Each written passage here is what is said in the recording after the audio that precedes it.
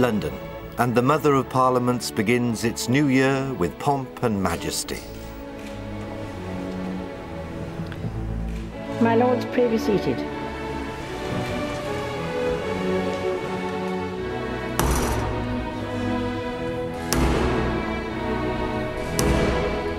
This ceremonial opening of Parliament was mainly devised in the Victorian age, but it is redolent of a feudal age.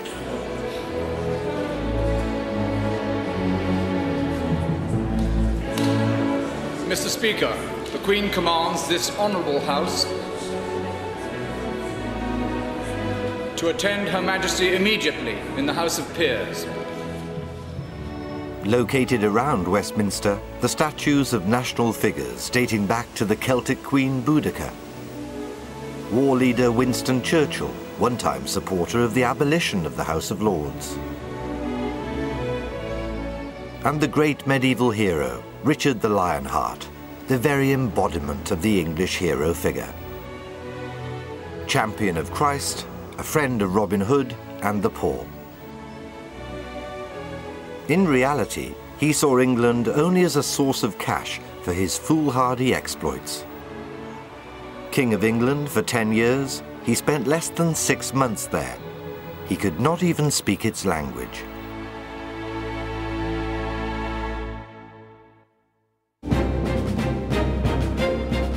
Myth has always been a potent force in a nation's history, whatever nation that may be. History is bent and shaped to comply with the needs of the nation. Truth and history rarely rhyme. Nations, after all, are made by men. And they can be destroyed by men.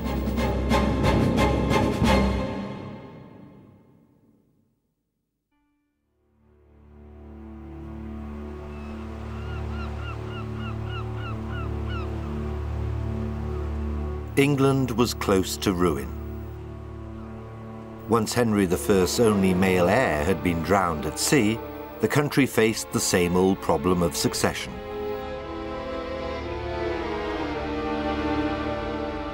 Now the heir apparent was Henry's daughter, Matilda. England had never been ruled by a queen.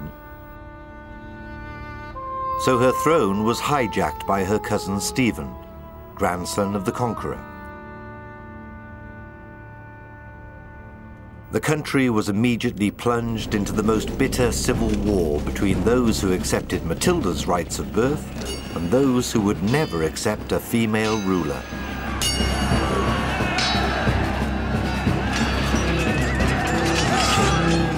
The War of Succession had tragic consequences. Throughout England, the armies bled the countryside of food and were ruthless in the treatment of their enemies. It is unknown how many were killed in the various skirmishes and pitched battles that raged through the country. In every county, bodies of warring factions littered the fields. As usual, it was the poor who suffered most. Hard on the heels of warfare came famine and the deadly plague.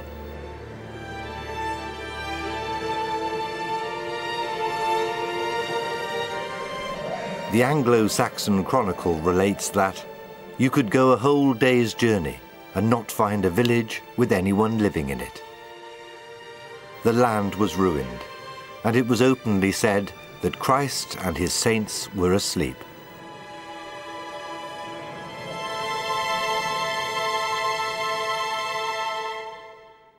England desperately needed a strong king, and got one, courtesy of a particular marriage.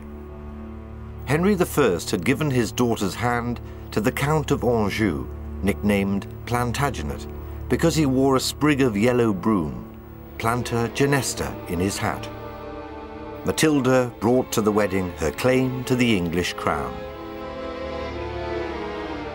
The marriage was blessed by a son, Henry.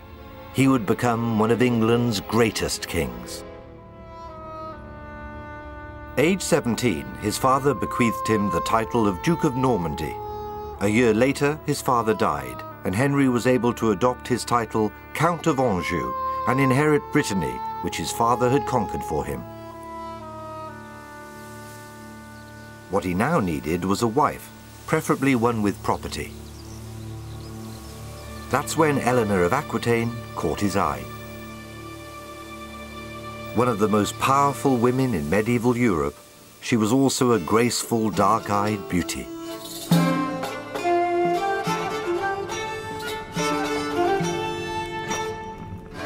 Her court was the talk of France, her sexual exploits the source of endless rumors.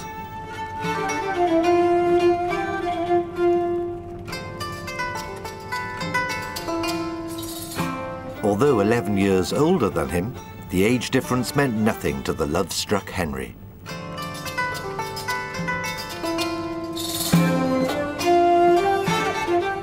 But she could not be his, not yet at least. Eleanor was already married, and married at that to the King of France.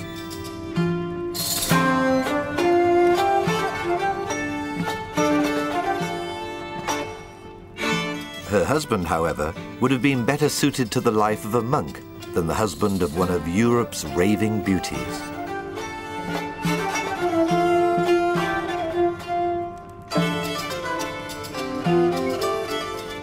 It came to something when his Holy Father, the Pope, commanded the king to sleep with his wife.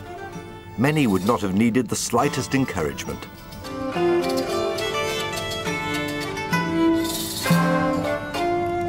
Worse was to follow for Eleanor when she was yanked out of her comfortable and enjoyable life.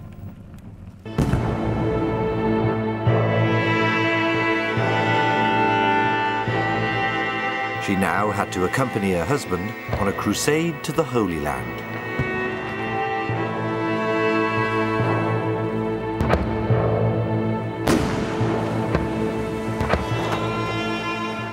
She was not an irreligious woman, and the hunky, macho Norman knights on board ship held plenty of attractions, or so it was said.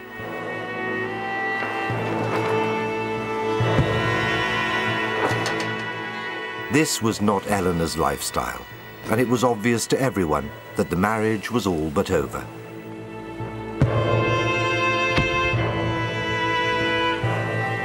The divorce soon followed, and she quickly refocused from being the ex-Queen of France to, perhaps, the future Queen of England. Today, she lies buried next to her husband. The marriage, on all counts, pleased Henry no end.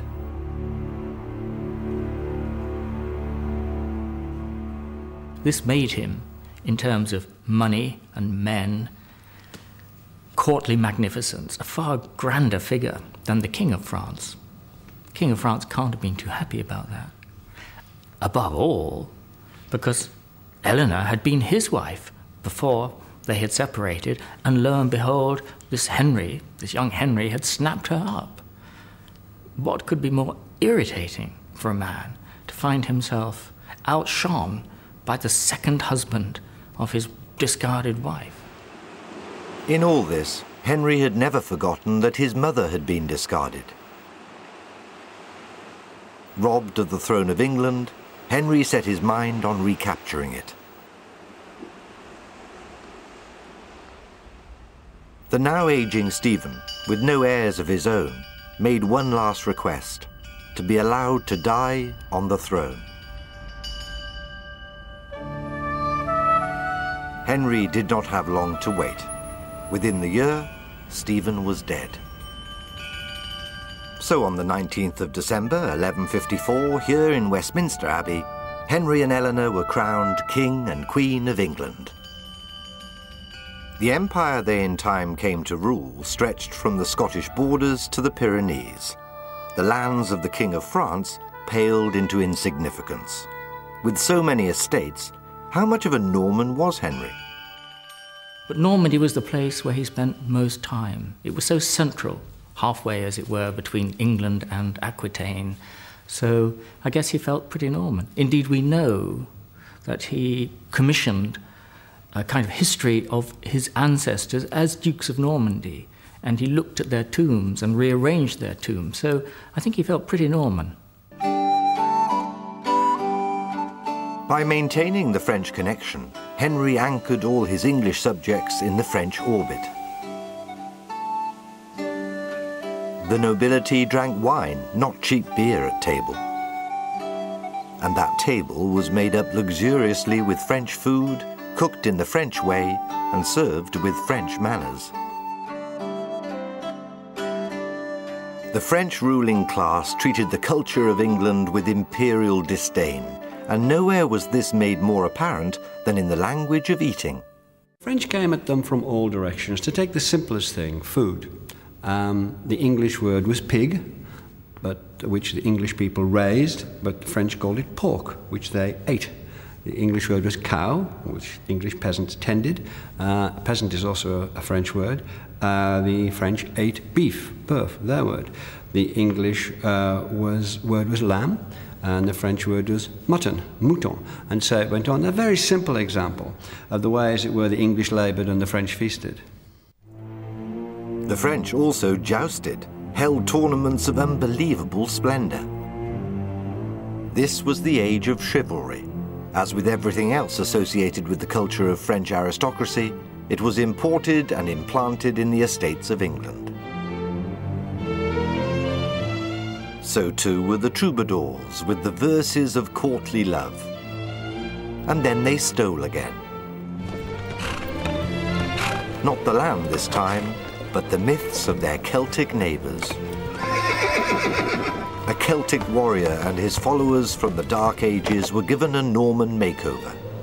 The Age of Arthur was born. But there was a snag in the makeover. The Celtic Arthur had never died. He lay sleeping, waiting to rid his people of the invaders. Those invaders were now the Normans themselves, and so they invented new myths, shaped the old tales to their advantage. Celtic warriors became chivalrous Norman knights. Henry would be the new Arthur, but to be so, he would have to bury the old.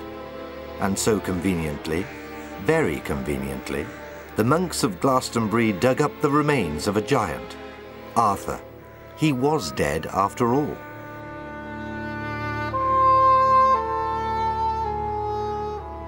If it was God who made the earth, it was man who made its nations. Wales was a nation long before the conquest, but it was always a nation under threat. The danger came from outside and from the disunity inside. King Howell the Good had almost succeeded, but in Wales there was no unbroken dynastic lineage recognized by all. Only in religion was there unity, St. David acknowledged by all as the patron saint, and his cathedral church the centre of Welsh spiritual life. But it was a church governed from Canterbury. In like manner, the Welsh princes knew their place. If the King of England marched into Wales, there would be no doubt that sooner or later the kings of Wales would have to submit, acknowledge his supremacy, pay him tribute. They had done so under the Anglo-Saxon kings. There was no reason whatsoever why they shouldn't do it again to the Normans.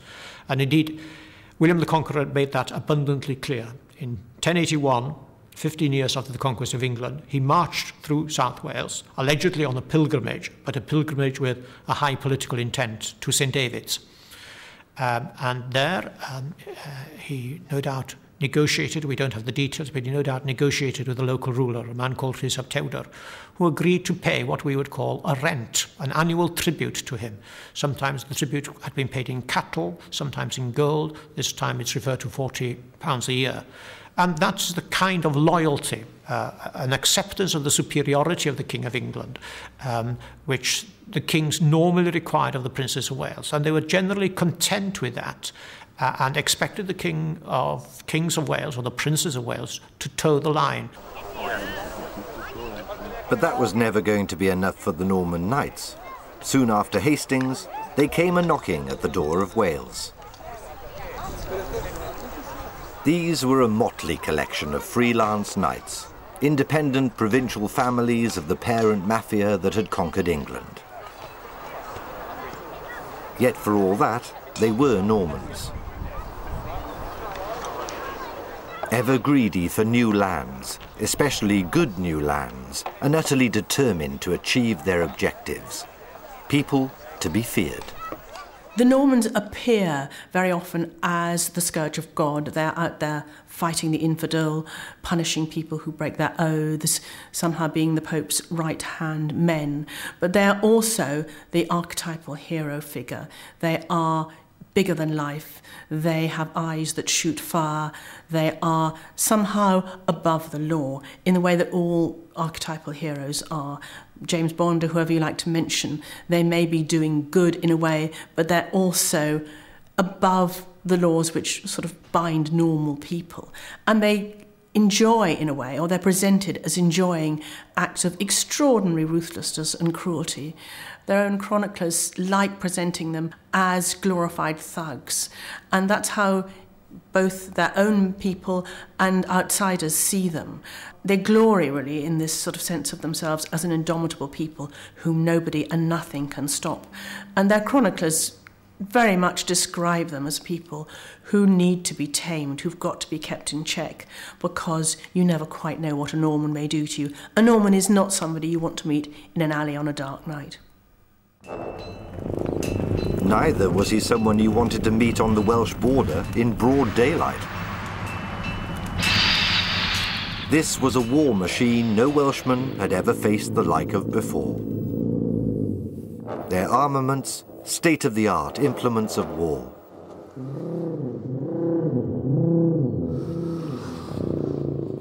The leaders all worked under license from the nearest baron or lord, but in essence, they were nothing more than bandit thugs who simply took what lands they wanted. Their cavalry and their well-armed foot soldiers wrought havoc amongst those Welshmen who plucked up enough courage to offer resistance. Wales lay wide open to their attacks.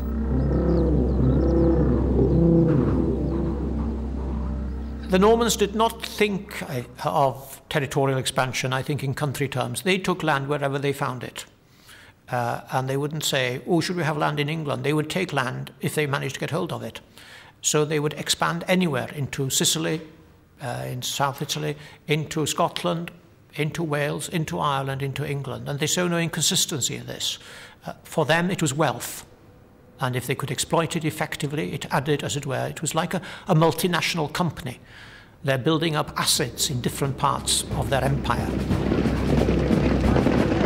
That empire now included large swathes of Wales. Still hopelessly disunited and poorly armed, while the Welsh argued amongst themselves, so the Norman bandits helped themselves to their lands. Then would come the Motte and Bailey Castle, quickly converted in key places to stone keeps and imposing castles. Chepstow, in the southeast corner of the country, is a perfect example. The shock tactics of invasion having been expended, it was soon necessary to build a lasting presence. Force of numbers alone demanded it. Their imposing nature served to warn all to know their place. They needed to be strong. This was frontier country, the peculiar Welsh march. It was neither of pure Wales, nor was it of England. And it's an in-between kind of world. And it's in-between in the sense that it is, at one level, neither Welsh nor English, not part of any Welsh polity, nor of an English polity. But it's also in between in that clearly it's an area where cultures and peoples and economies meet. So it's a very hybrid zone.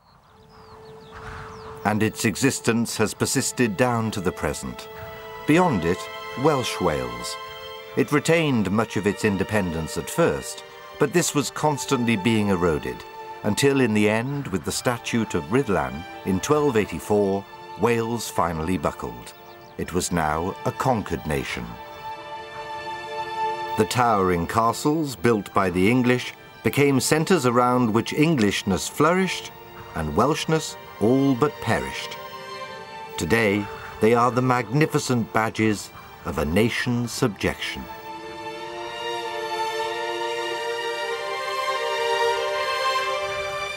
Since it is men who make nations, it is only men who live there that can destroy them.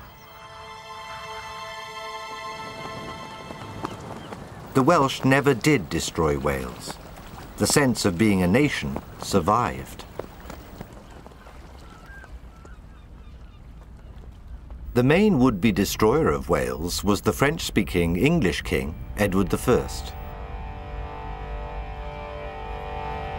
He gained even greater notoriety as the Hammer of the Scots. Medieval Scotland was an ethnically disunited kingdom. Behind its constantly shifting border lived a mixture of Picts, Gaels, Britons, Norsemen, and Anglo-Saxons. And yet, nurtured by its monarchy, a sense of national unity was emerging. Edinburgh is now the capital city and seat of the Scottish nation's devolved government. It has not always been so, and was only established a capital in the 15th century. Today, a somewhat comical scene is reenacted on the castle battlements.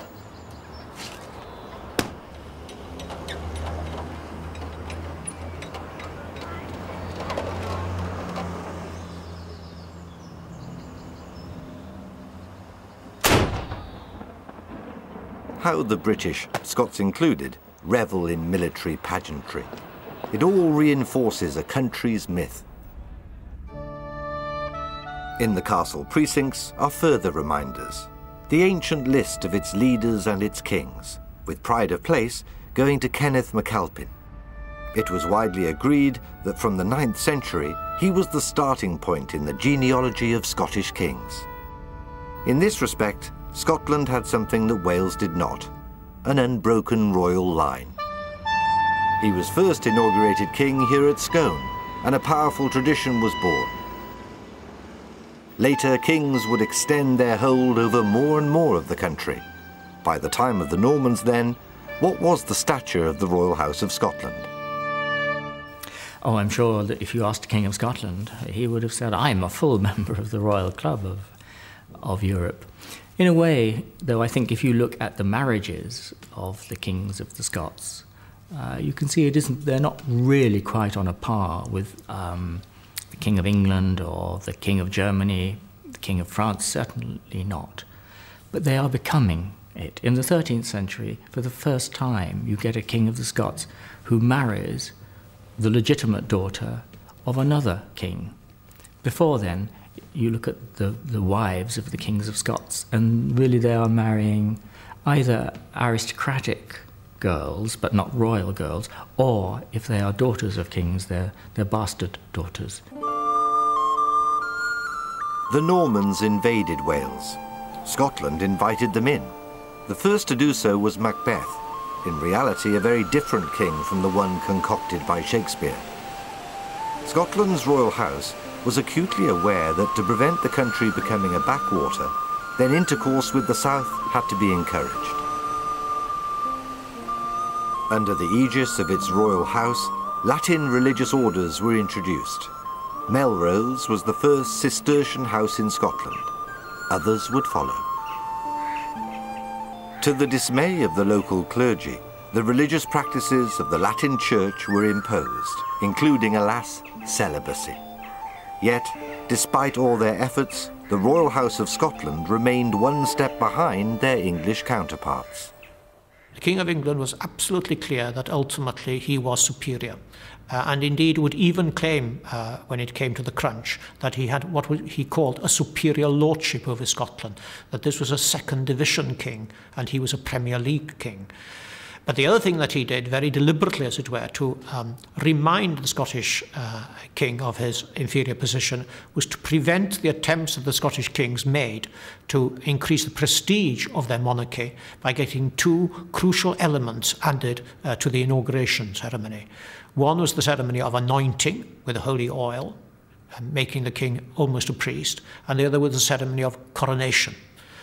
Both of them would have enhanced the prestige and standing of the Scottish monarchy, but they needed to be secured permission from the Pope for those ceremonies to happen, and the King of England frustrated them every time in the attempt to secure that. Eventually, full kingship would be achieved. And a Scotsman would wear the crown. It was a crown he had to fight for, against the same Edward I and then his son. He is now a legend, his history woven into the myths of the nation.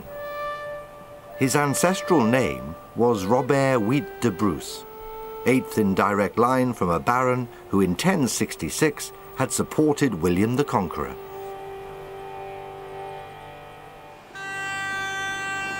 Ireland, the third Celtic nation to feel the force of the Normans. It had never been conquered in its entire history, except, that is, by the new religion preached by St. Patrick. Its political life still rooted in the old prehistoric ways.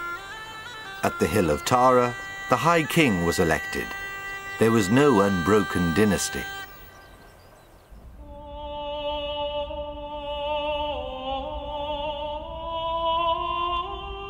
Religion has so often dominated Irish politics, and so it did again. Here, they say, under the high altar at St. Peter's in Rome, are the remains of the apostle himself, the rock on which this church was founded. Here, too, the tomb of the only English pope, Hadrian IV.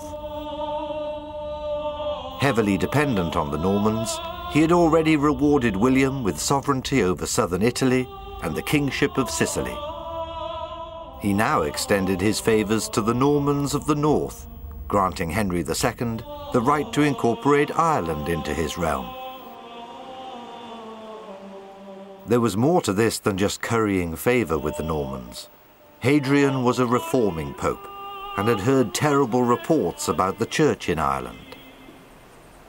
The Irish were not men, but beasts, wallowing in vice, said one account. The permissiveness of Irish social and sexual customs and the largely tribal church organisation were deeply shocking to Hadrian. Henry II, he reckoned, would reform all this. It took Henry 15 years to take up the Pope's favours.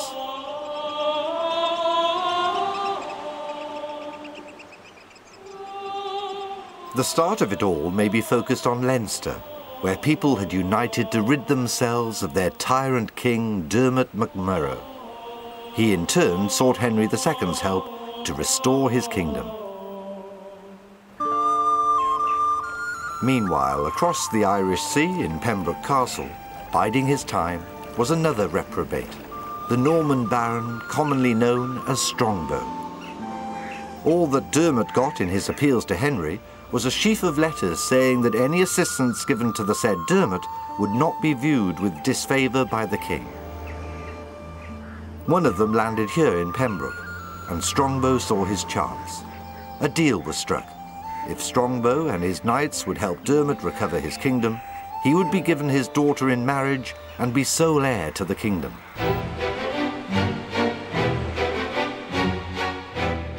When the advance guard of Strongbow's army arrived, they weathered the Irish attack by driving a herd of cattle into the advancing warriors. Ireland, its historians recalled, was lost on that day. Dermot was called to fulfill his side of the bargain, and his daughter and Strongbow were duly married on the battlefield.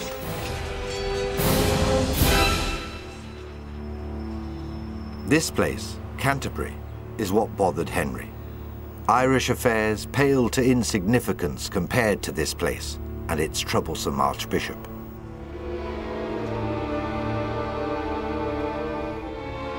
This was an archbishop Henry had appointed, an old-time pal, his one-time chancellor, Thomas à Becket.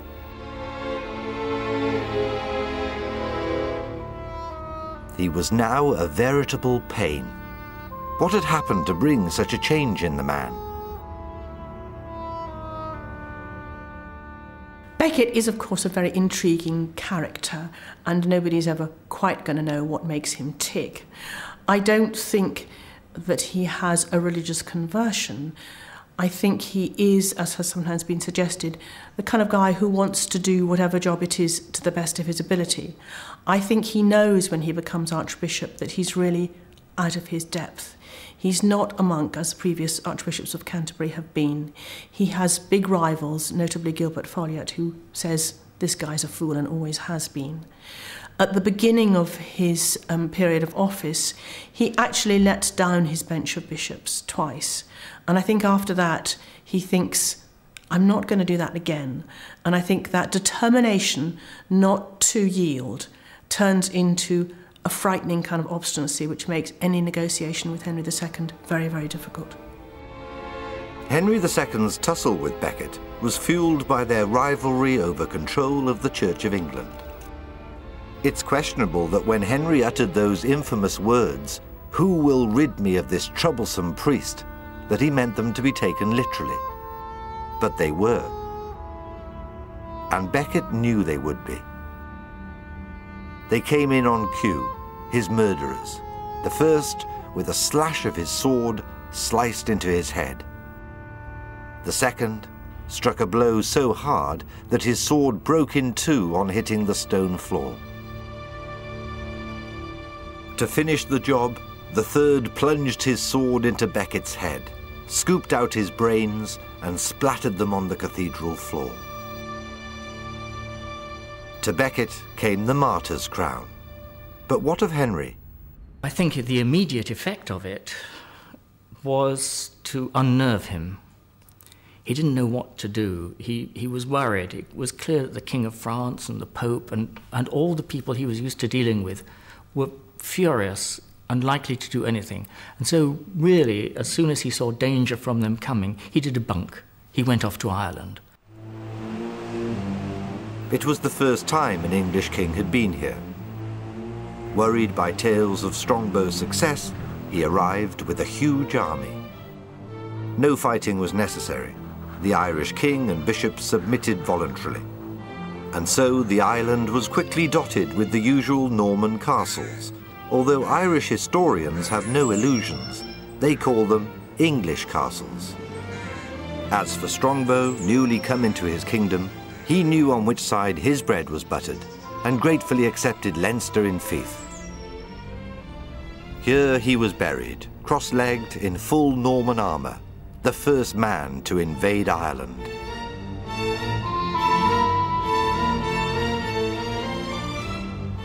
In turn, other lands were freely distributed amongst Henry's knights. Around the castles they built were built also islands of a different language and culture.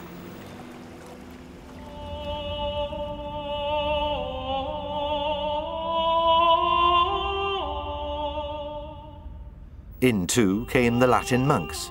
Hadrian, now long dead, would have been delighted to see their monasteries spreading at a record pace throughout the land. Although purged of corruption and worldliness, these were working monks. Not just given to prayer and contemplation, they opened up new lands, cleared the bogs, cleared the forests. Soon, in Ireland as in the rest of Britain, they became powerhouses of economic growth. Theirs was part of the new way. Ireland was being transformed, but to Henry, this mattered little. He really didn't want to be bothered, I think, very much with Wales and Ireland and Scotland. Those were barbarous lands as far as he was concerned, where people made trouble, life was a bit primitive. Leave what he would have thought as a 12th century Celtic fringe to itself. Still, there were plenty of adventurers and expansionists ready to cross the Irish Sea to seek their fortune.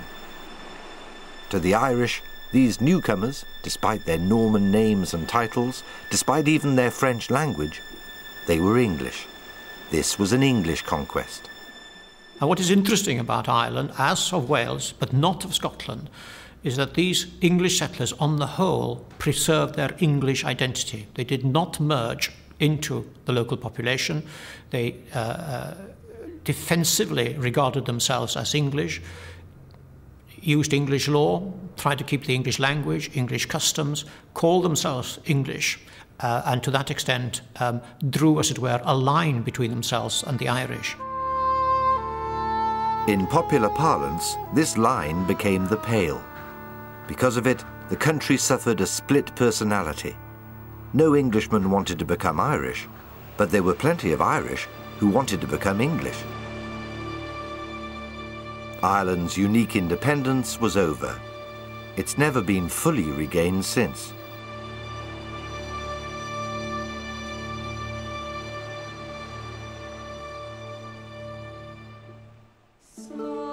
The Abbey of Fontevraud was the subject of a letter sent many centuries later by none other than Queen Victoria to the prefect of this area in the Loire Valley. It requested that all the bodies in one of the family tombs in the abbey be exhumed and dispatched to London. The prefect thought long and hard, but declined her request. According to his view of history, they were French citizens who had long returned home, and here they were to stay. At the head of the group, the King of England, Henry II, who had inherited and built an empire. Alongside him, his queen, Eleanor. She had borne him 5 male heirs. Only 2 survived him. The one was the unbelievably good prince of chivalry, Richard the Lionheart.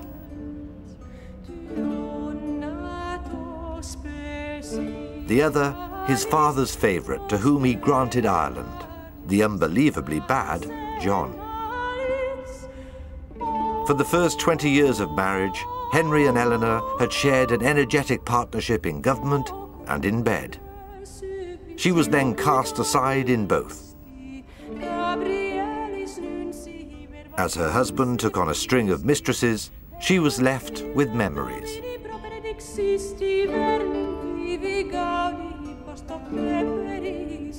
Yet she resolutely refused to passively accept the situation. She was never one to contemplate that which would not return.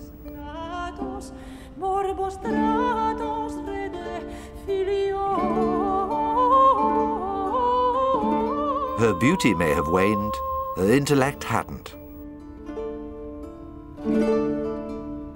And so she meticulously worked out a method to topple her husband. Henry's weakness was their sons.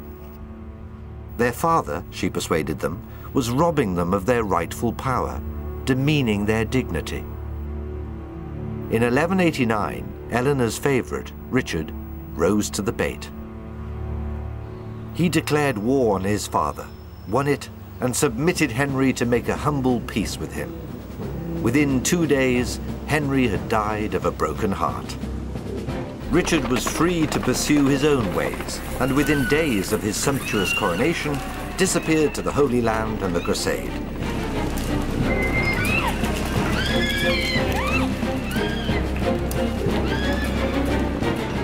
With Richard away, John, acting on his behalf, took more than a fancy to the affairs of state.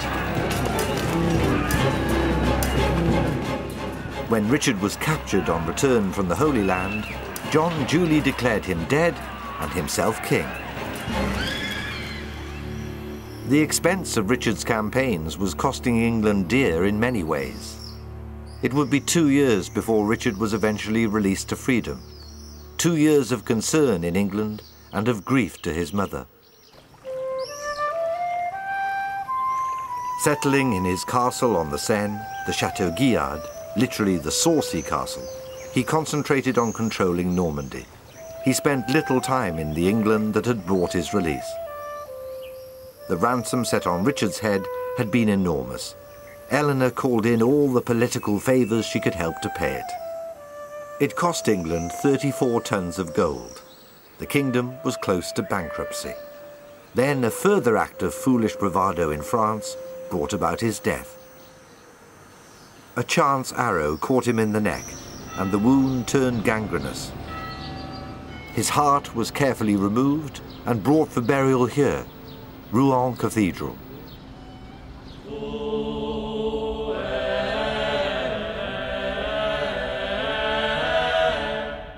It's what he would have wanted, for Rouen was far more a capital to him than London.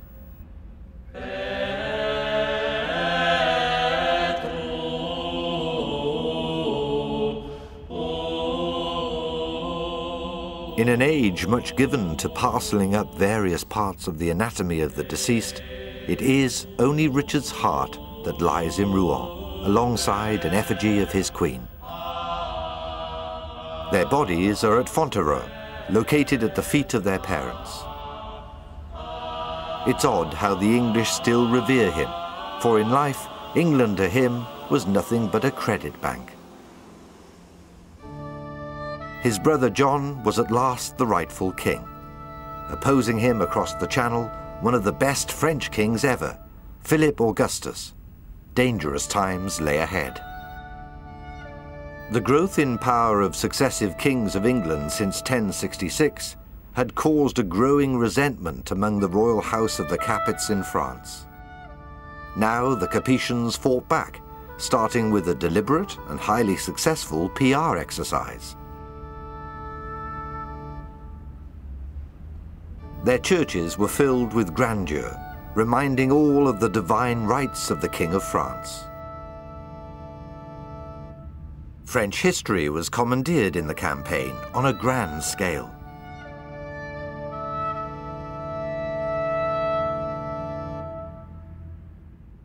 The King of England may have a great deal of land in France, but it is the King of France who has ultimate sovereignty over it, and sovereignty is given by God.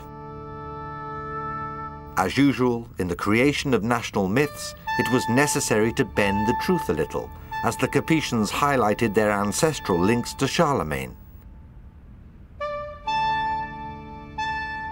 If people want to believe something enough, then they will believe it. Philip's strategy began to bear fruit. The King of France, the people believed, was a semi-divine figure, blessed as a king, not in battles, but by the Lord Almighty.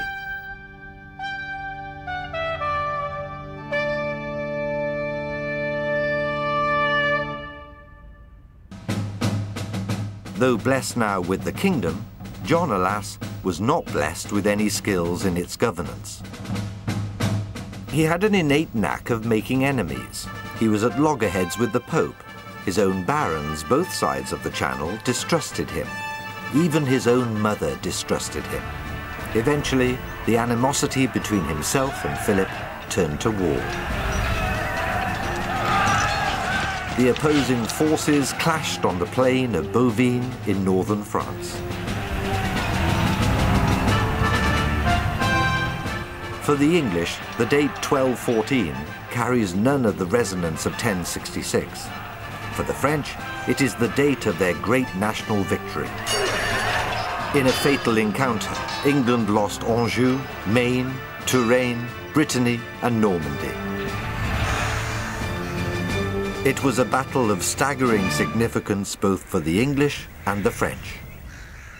Once these lands have been conquered by the kings of France and added to his lands, you have to choose. You can't have lands in Normandy and in England. You'd had them hitherto without any problem whatsoever of conflict loyalty, because the same man was Duke of Normandy and King of England. But now the man who's Duke of Normandy is King of France. Are you going to retain your lands in Normandy, in which case you'll have to be loyal to the King of France, and forfeit your lands in England? Or vice versa, if your major estate is in England, are you going to abandon, in effect, your land in Normandy and stay English? And that is crucial in the formation of English political identity. It means now that England closes in on itself and increasingly becomes a country which is obsessed with its identity as a single country. It has been part of much larger feudal empires, Norman or Angevin. Now it is England. The king lives in England. He had not lived in England for any great length of the time before. His aristocracy is now resident in England and there all the time. So it's really a remarkable turn-up for the books. The people who had been proud of being Normans, of not being English, have now become English. They've had to sort out, as it were, their geographical and national identities. And England becomes, in that respect, at one level at least, a truly xenophobic country, again in the 13th century. Having lived under Norman rule, being part of an international Europe, it begins to become an insular country once more.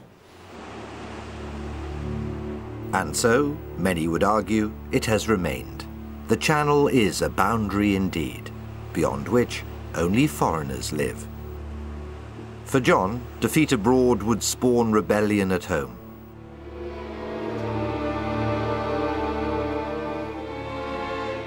Throughout his reign, he had treated his barons with a contempt they had not deserved. The huge losses in France meant that he would now be forced to yield to their demands. Demands summed up in one of medieval Europe's best-known documents. Magna Carta. It's been labelled the birth certificate of the Constitution. Its 63 articles, in fact, are full of baronial bellyaches. Included too are calls for a ban on trials without witnesses, condemnation of the arrest of freemen save by the judgment of their peers, and the demands that the king too should obey the law.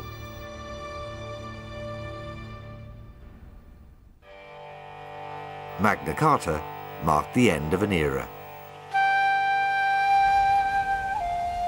An era that started in Europe with a new millennium of comparative peace from plundering raids from the pagan north and barbarian advances from the east.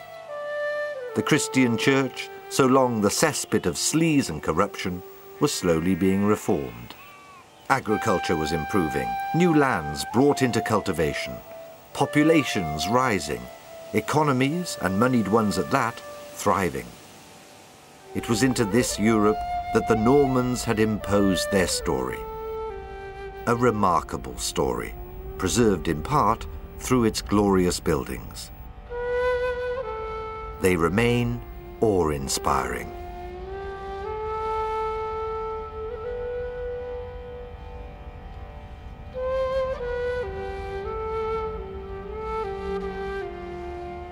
Many of the monasteries have not fared well over the years. Yet they are still reminders of the glories of their times.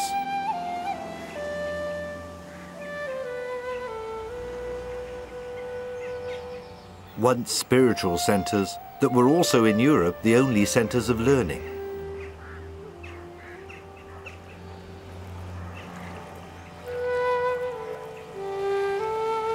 And powerhouses of economic growth.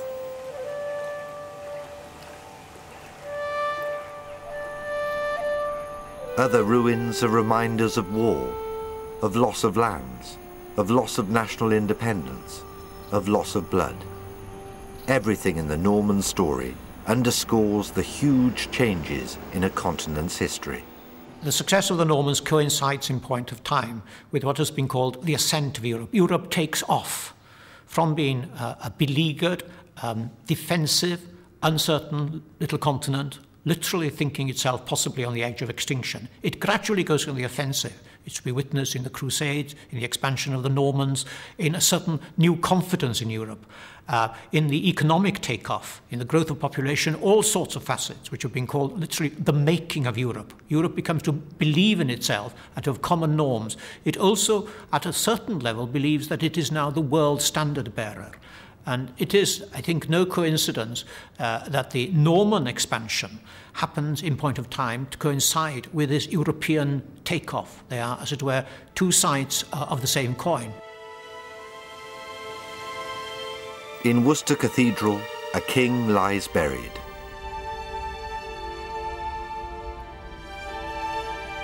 He is the infamous King John, the first English king since 1066 to be born and to die in England. He died in all things but language, an English king.